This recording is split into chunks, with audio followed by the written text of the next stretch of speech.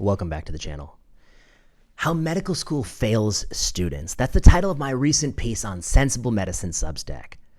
And what motivated it? All right, I'll give you a little bit of background. Okay, for the last few weeks, I've been writing pieces about ways in which I think trainees are shirking their duties. And one way they're shirking their duties is this culture of calling in fake sick.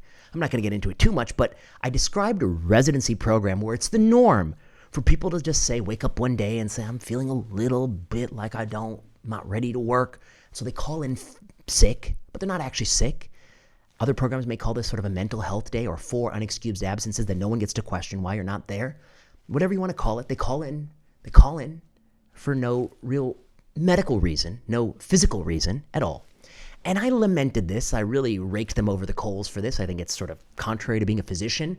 It's really sort of thinking that whatever you're dealing with is more important than what the patient you're supposed to take care of is dealing with. It's abusing your colleagues. Your colleagues are going to be called in to take care of that patient, and they don't know the patient as well. They're on vacation. You can't even let them have a vacation week. You got to call them in off jeopardy. So to me, it speaks very poorly of trainees and the culture of trainees.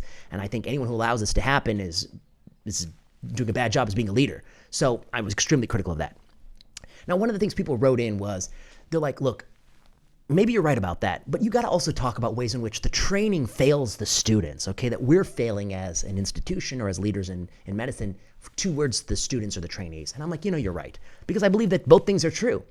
The institution can fail you, but that doesn't mean the solution is to just call in fake sick, okay? I mean, there's a different solution. It's to fix the problem. I mean, fixing the problem arguably would be the solution. Okay, so how medical school failed students. This is a long essay.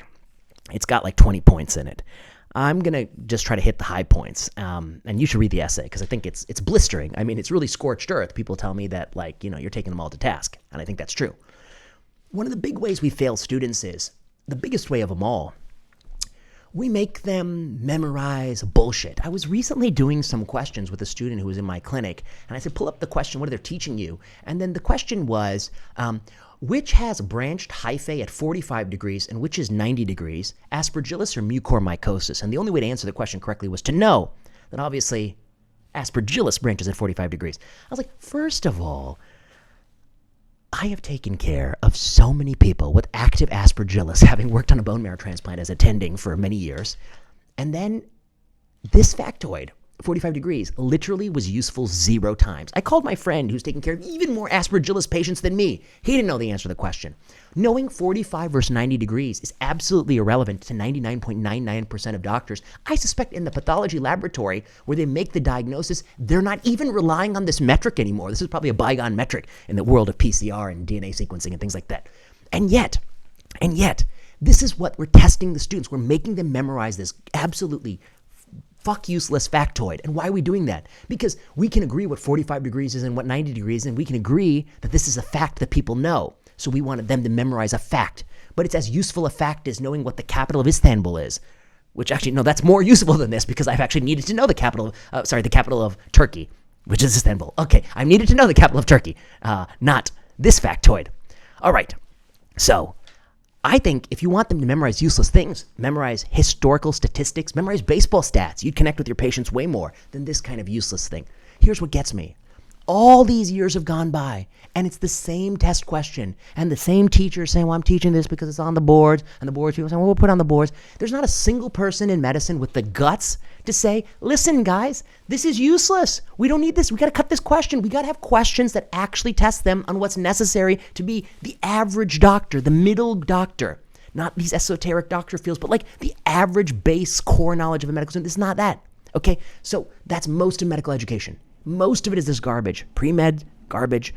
Most of the first years of medical school, they're not even getting at what's useful to be a doctor. Pair that with the things that are useful, we're not teaching at all. We're not teaching you how to read papers. We're not teaching you what a p-value means. We're not teaching you how to read a paper like Paradigm HF and know what's the problems with this study. Okay, we don't prepare people to be consumers of information in a media landscape that's been hijacked by pharma and drug companies. We're failing students to teach them what's useful, and we're filling their head up with 45 versus 90 degrees. And if you ask a fourth-year student, they've already forgotten this bullshit. It's so bad that we're testing this such bullshit stuff, and we're not reforming. It's really almost criminal what medical schools are doing. And everyone's just along for the ride. Everyone says, well, it's the USMLE did it. USMLE. Well, somebody at USMLE is in charge of this. They need to be fired if they're not willing to do the job correctly. Okay. Clerkships. I think the biggest way we fail students is we put them on these clerkships. The clerkships are poorly run. Sometimes they're run by people who are just trying to get that line item on their CV that I taught students, and that's why they're going to get promoted. They're not really thoughtfully run. And then the day-to-day life of a student is you take the student has to shadow the intern or the resident who has never had any training in how to teach students. And so the student is paying you $60,000 to the university, and we're pairing them with another trainee whose labor we're exploiting. That's going to come in my next post. We're exploiting this person's labor. And that person has no time or patience or training in how to educate the student. And insofar as education happens, it occurs in spite of the system, not because of the system. It's accidental that some of these people happen to be smart and good at talking, but most of them are lousy. And I've been on, as a student, I was paired with so many great residents. I learned a lot. Thank you. But also so many bad ones. And I was wanted to die. And we had, famously, sometimes there was a couple of us students paired with the same bad resident, and we would just joke about them endlessly, how they would keep us there all day saying things that were either untrue or not useful. And that's really bad because they were not useful for the practice of medicine, nor for that useless test we had to take. So they were useful for neither one. They were in a third category, so useless that no one's even testing you on it, nor is it useful for medicine. That's what we were getting. Or we were getting, completely erroneous things. And that to me is another failure. The last point I'll make.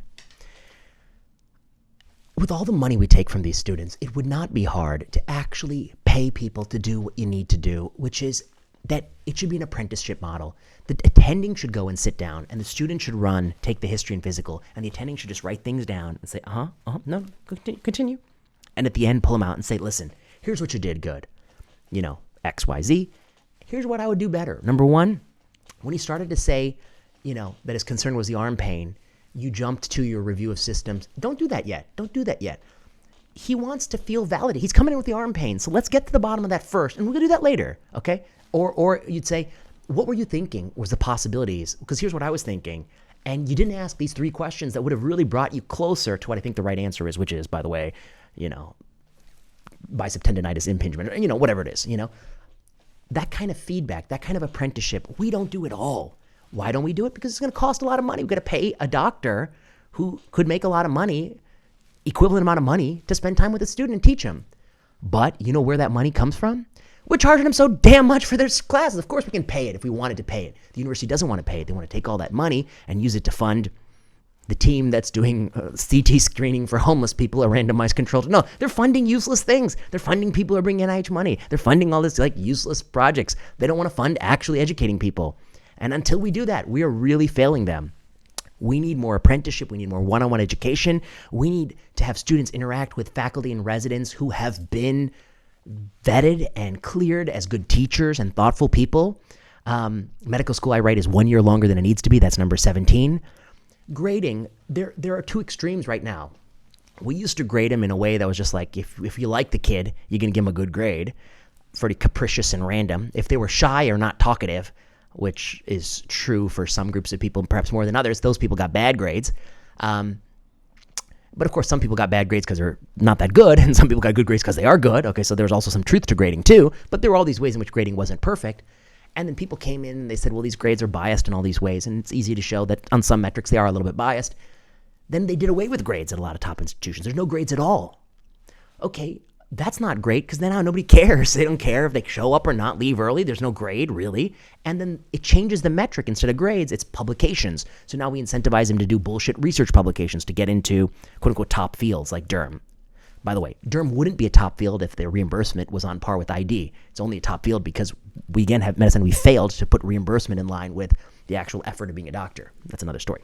Okay, so we went to no grades, from grades to no grades. Hey, there's a solution, which is correct grades, okay? Instead of bad grading or no grading, you could do correct grading. But there's nobody in medical education is trying to develop a good way to grade somebody on a clerkship. That's crazy. A good way where you actually assess what they actually know. Medical schools should be doing this kind of stuff. And I have 20 points in this thing, and it's blistering. 77 comments. Wow, it is blistering. Let me see. This is live on the video, unscripted. Let's see. All these videos some people ask me, are these videos scripted? No, these videos are unscripted. There's literally nothing written down. Okay, this is the most popular one. The most salient point for me was the clerkships. I found my preceptors disinterested in teaching and unwilling to foster learning while on rotation. Okay, yeah, I think that's right. Because they're not doing it because they're picked as the best teacher. They're doing it because somebody needed to get promoted to associate professor, and somebody got to do this. That's a problem. And if you actually made the job pay a little bit more FTE for doing that, if you're clerkship director and you do 10% FTE, you don't want to do it because it's not really worth 10%. It's a lot more of your time. Oh, I like this. VP takes on another huge subject with vigor and insight. Yes, thank you. Okay, once again, I'm in agreement with his assertions. I've never understood the nonsensical rationale of answering questions in largely irrelevant basic science topics to select people for medical. Yeah, correct. It goes on and on. So check out the article, check out the comments, and leave a comment right here. This is on the YouTube channel. Like, subscribe, comment, hit the notification bell, refer your friends to this channel. As it goes forward, we're going to talk about all things in biomedicine. And subscribe to Vinay Prasad's Observations and Thoughts, my Substack, where I think you'll get a lot more. I got content bursting at that because it's a lot easier for me to just write down an article one day. Even sometimes when I'm on my phone, I can dictate the whole thing rather than make these videos, which take a little bit of effort because I have to actually turn on the light here, get the camera here, and then edit it later. Although there are really no edits. There's almost never an edit in the middle of it. It's just a single cut, but I have to cut the ends off. That's a little bit of work. All right. Until next time.